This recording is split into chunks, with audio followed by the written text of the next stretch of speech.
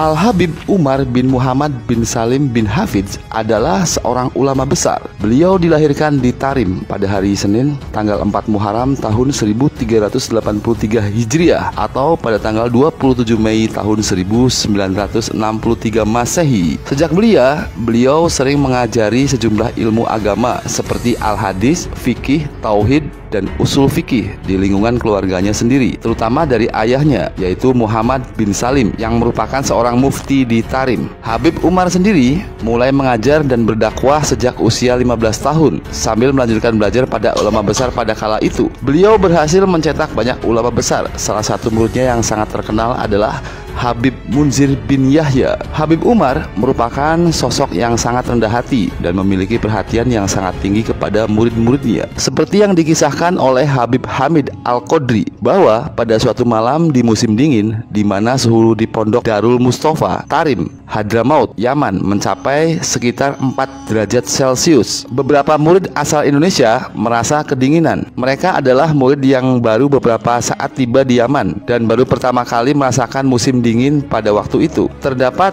4 murid asal Indonesia yang tidak kebagian selimut tebal. Akhirnya Habib Umar mendatanginya sambil membawa 2 lembar selimut. Lalu sang Habib bertanya, apakah selimutnya masih kurang? Kemudian para muridnya menjawab, iya masih kurang ya Habib. Kemudian selang beberapa waktu, Habib Umar datang dengan membawa selembar selimut di tangannya. Setelah menyerahkannya, kemudian Habib Umar bertanya lagi, apakah masih kurang? Lalu muridnya menjawab, iya masih kurang ya Habib. Tak lama kemudian Habib Umar kembali datang dan menyerahkan selembar selimut lainnya yang agak bau pesing. Walhasil, murid yang menerima selimut terakhir ini sedikit menggerutu. Keesokan harinya, ia mengeluh pada temannya yang senior tentang selimut yang diterimanya. Rekannya lalu berkata, sesungguhnya 2 selimut yang diberikan pertama kali oleh Habib Umar adalah milik Habib Umar sendiri dan istrinya, sedangkan 2 yang terakhir adalah milik anak-anaknya yang masih kecil, kata rekannya seperti ditirukan oleh Habib Hamid Al-Qadri. Jadi Habib Umar sampai rela dia dan keluarganya serta anak-anaknya tidur kedinginan karena rasa perhatian yang sangat tinggi kepada para murid-muridnya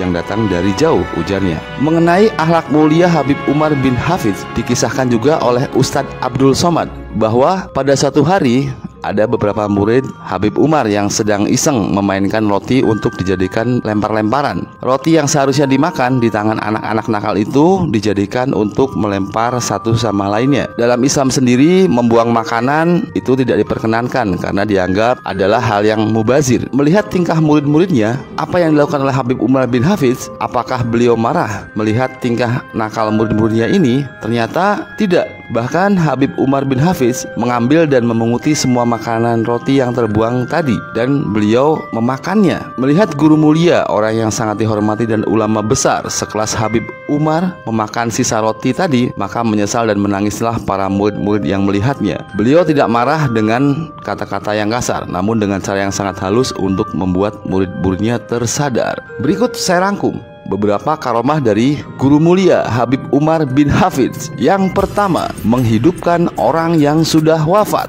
Dikisahkan bahwa ketika seorang aktivis senior yang berasal dari Yaman sedang sakit, sedangkan guru mulia Al-Habib Umar pada saat itu menjalani ibadah umroh, dan aktivis ini sedang sakit parah dan akhirnya dibawa ke Jordan untuk dioperasi. Namun operasinya gagal, ia pun akhirnya wafat. Sudah dipakaikan kejut jantung berkali-kali, namun dia tidak lagi bernafas dan jantungnya pun berhenti. Ia pun akhirnya dimasukkan dan didorong ke kamar jenazah. Teman-teman yang menemaninya menangis sambil melihat aktivis ini didorong ke kamar mayat dengan kedua telapak kaki agak tersingkap. Maka kemudian ia menelepon sang guru mulia Al-Habib Umar yang sedang melakukan ibadah umroh, menyampaikan bela sungkawa dan kabar duka tentang kematian sang aktivis. Namun dengan sekejap sang guru mulia menjawab dengan tegasnya hanya dengan satu kata, tidak. Lalu beliau menutup telepon. Ucapan beliau yang saat mengatakan tidak itu dalam waktu yang bersamaan ibu jari si mayit bergerak dan ia hidup kembali. Kejadian itu sekitar beberapa tahun yang lalu dan ia hingga kini masih sehat walafiat. Ucapan tidak ini merupakan salah satu karomah kemuliaan dari wali Allah, yaitu membangkitkan orang yang wafat. Wallahu alam bishawab. Yang kedua, karomah menundukkan singa. Diambil dan diedit dari tulisan Kiai Haji Muklas Nur, yaitu ketua pondok pesantren di Lirboyo, Kediri. Kisah ini juga sempat disinggung oleh almarhum Al-Habib Munzir bin Fuad Al-Musawa. Dikisahkan pada suatu saat Al-Habib Umar Umar bin Hafidz ingin menjalankan perjalanan dakwah ke pedalaman Afrika. Saat itu beliau ditemani oleh seorang mu'alaf bernama Qomis. Qomis yaitu salah satu orang yang sudah masuk Islam melalui perantara Al-Habib Mansur bin Toha Al-Haddad dan sering membantu kegiatan dakwah beliau selama di daerahnya. Pedalaman Afrika yang ingin dikunjungi oleh Al-Habib Umar wajib melewati hutan belantara, yang mana hutan belantara Afrika terkenal akan flora dan fauna dan binatang buasnya. Tapi dengan mantap Habib Umar bin Hafidz memberikan isyarat untuk segera berangkat. Akhirnya dimulailah perjalanan dakwah beliau. Sebelum beliau masuk ke hutan, beliau beserta rombongan dihentikan oleh beberapa polisi yang sedang berjaga di suatu pos dekat dengan hutan yang ingin beliau lalui. Maksud dari polisi tersebut adalah hendak memperingatkan agar Habib Umar tidak memasuki hutan tersebut dikarenakan hari sudah malam. Dikhawatirkan beliau dan rombongan akan bertemu dengan beberapa hewan buas yang akan keluar untuk mencari mangsanya di malam hari. Al-Habib Umar pun keluar dari mobil yang ditumpanginya dan berdiri di samping mobil itu. Serta-merta Al-Habib Umar memerintahkan seseorang untuk menggelar tikar di dekat mobil dan memerintahkan rombongannya untuk membaca Maulid Al-Habsyi. Pembacaan pun dimulai dikarenakan para polisi yang berjaga di pos itu beragama non-muslim. Akhirnya mereka pun hanya bisa melihat dari kejauhan. Akhirnya seusai membaca Maulid, Al-Habib Umar mendapat isyarat untuk melanjutkan perjalanan pada malam itu juga. Para polisi itu tetap berusaha untuk mencegahnya, namun Al-Habib Umar bersikeras ingin melanjutkan perjalanannya. Para polisi pun akhirnya kalah argumen dan berinisiatif untuk mengikuti Al-Habib Umar dari belakang memakai mobil patroli yang lain. Dikhawatirkan seandainya terjadi apa-apa dengan Al-Habib Umar dan para rombongannya. Kemudian di tengah perjalanan, hal yang dikhawatirkan pun benar terjadi. Di depan mobil yang ditumpangi oleh Al-Habib Umar muncullah seekor singa. Saat itu Al-Habib Umar duduk di kursi depan. Mulailah singa itu mengitari mobil tersebut. Walaupun demikian, sang Habib tetap tenang. Berbeda dengan rombongan yang lain yang berawal dari menunjukkan rasa ketakutannya. Tak lama setelah itu, singa itu akhirnya berhenti di depan jendela sebelah tempat duduk Al-Habib Umar, lalu menaikkan kaki depannya ke atas jendela. Al-Habib Umar pun tetap tenang tanpa menunjukkan rasa ketakutan sedikit pun. Lalu beliau berkata kepada sang supir, "Turunkan jendela ini." Supir pun menjawab dengan ketakutan, "Ya Habib, ini singa." Tapi Al-Habib Umar tetap ingin agar dia menurunkan jendela itu atau membuka jendela mobil tersebut. Kaca mobil jendela pun akhirnya diturunkan dan terbuka. Suatu kejadian yang sangat menakjubkan pun akhirnya terjadi. Al-Habib Umar mengajak berbicara singa tersebut. "Hai singa, kami ini yaitu utusan Rasulullah SAW." Setelah itu Habib Umar mengambil sebuah pisang dan memberikannya kepada singa tersebut. Singa yang biasanya makan daging karena singa merupakan hewan karnivora. Namun kali ini dia mau makan pisang yang diberikan oleh Al-Habib Umar bin Hafidz. Setelah memakan pisang tersebut, singa ini mengangguk-anggukkan kepalanya lalu pergi meninggalkan Al-Habib Umar dan para rombongan. Akhirnya perjalanan pun kembali dilanjutkan. Tak lama setelah itu Al-Habib Umar dan rombongan sampailah di tempat tujuan. Seusai menyaksikan kejadian yang sangat luar biasa tersebut, para polisi yang sebelumnya beragama Kristen itu pun akhirnya mengikrarkan diri untuk masuk agama Islam. Ternyata kejadian yang mereka saksikan jadi sebab hidayah Allah Subhanahu wa Ta'ala yang ingin mengembalikan mereka ke dalam agama ilahi, yaitu Islam. Karomah yang ketiga, mampu membantu melalui mimpi. Pada saat kajian Majelis Jalsatul Itsnain, Majelis Rasulullah SAW, pengasuh Majelis Waratsatul Mustafa Jakarta, Sayyidil Habib Muhammad Al-Bagir bin Alwi bin Yahya, menceritakan bahwa belum lama ini dikisahkan ada seorang jamaah yang sedang di perjalanan melihat insiden kendaraan dan melihat anak kecil yang mengalami cedera. Waktu itu tidak ada seorang pun yang berani menolong. Akan tetapi jamaah itu tergerak hatinya untuk menolong anak tersebut. Sang jamaah tadi melihat ternyata cedera yang dialami oleh sang anak sangat parah. Setelah itu akhirnya sang anak dibawa ke rumah sakit terdekat. Akan tetapi melihat keadaan yang sangat parah yang dialami oleh si anak, pihak rumah sakit tersebut tak mampu menerima dan tak sanggup untuk menanganinya. Setelah itu bergegaslah jamaah tersebut membawa anak ini ke rumah sakit berikutnya dengan penuh keyakinan dan pengharapan besar atas kesembuhan anak tersebut. Di perjalanan pun terus bertawasul, berdoa memohon pertolongan kepada Allah Subhanahu wa Ta'ala. Dengan bertawasul, sang jamaah berdoa, "Ya Allah, dengan keberkahan guru mulia Al-Habib Umar bin Muhammad bin Salim bin Hafidz dan dengan keberkahan Syekh Abu Bakar bin Salim, mohon tolong anak ini ya Allah. Ia bertawasul dari hatinya yang paling jujur, semata-mata memohon pertolongan kepada Allah Subhanahu wa taala. Setelah itu sampailah ia di rumah sakit. Kemudian sang pasien atau anak tersebut ditangani oleh dokter dan diobati dengan segala macam penanganan sesuai medis. Seusai mendapatkan pertolongan pengobatan, subhanallah, dirapikan kembali cedera di kepala anak tersebut. Kemudian sang dokter berkata, ini kena selaput otaknya,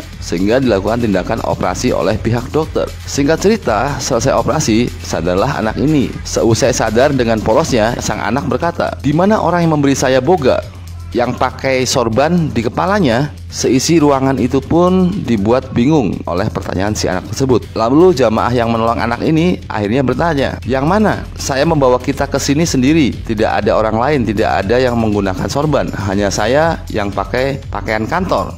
Tapi hatinya jujur, mungkin anak ini belum sempat bertemu dengan guru mulia. Setelah itu dilanjutkan lagi, sang anak berkata, itu yang jenggotnya merah. Mendengar pernyataan anak ini, teringatlah Habib Bana Umar bin Hafidz di benak jamaah itu. Lalu kemudian ia mengambil handphone miliknya dan menelusuri foto guru mulia dan mencari foto Habib Umar bin Hafidz, lalu menunjukkannya kepada anak tersebut. Yang inikah orangnya? Dan lagi-lagi dengan polosnya sang anak itu menjawab, iya, yang ini orangnya. Tadi dia memberi saya makan yang enak-enak. Karomah yang keempat, mampu membuat satu gedung warga Inggris non-muslim masuk Islam. Al-Habib Qasim bin Husain Al-Atos, Kodim guru mulia ketika di Darul Mustafa, menceritakan kejadian yang beliau dengar langsung dari lisan Al-Habib Muhammad bin Umar bin Hafidz, putra guru mulia. Suatu waktu, kurang lebih sebulan yang lalu, murid Habib Umar bin Hafidz di Britania, Inggris, membuat acara semacam seminar dalam satu gedung berkapasitas 3.000 peserta yang semuanya dari kalangan profesor, doktor, dan kalangan terpelajar, namun kesemuanya beragama non-muslim. Seperti biasa, sebelum berceramah, guru mulia tersebut terlebih dahulu membaca Ratib Al-Atos, Maulid Ad-Diyatul Lami, yang telah ada terjemahan dalam bahasa Inggris. Di saat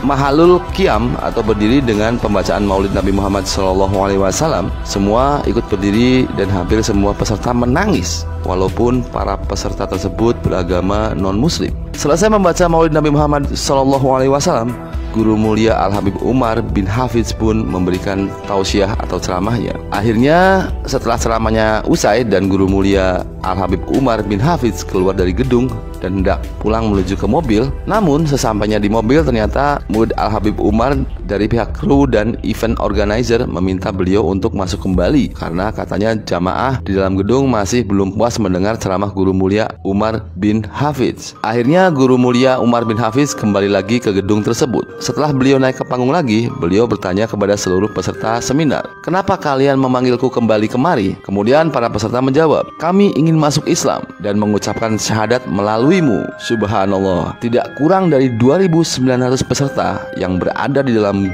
gedung tersebut pada saat itu langsung mereka semua masuk Islam. Pernah juga dikisahkan ada seorang lelaki non-muslim bertemu dengan Habib Umar di sebuah bandara airport atau bandara penerbangan. Tanpa disadari, beliau menghampiri Habib Umar dan memeluknya dan berkata, aku tidak tahu apa yang Anda kerjakan dan siapa Anda sebenarnya, tapi tiba-tiba aku ingin menjadi seperti Anda. Segeralah setelah itu dibimbing oleh Habib Umar bin Hafidz, orang tersebut akhirnya mengucapkan syahadat dan masuk Islam menjadi seorang muslim.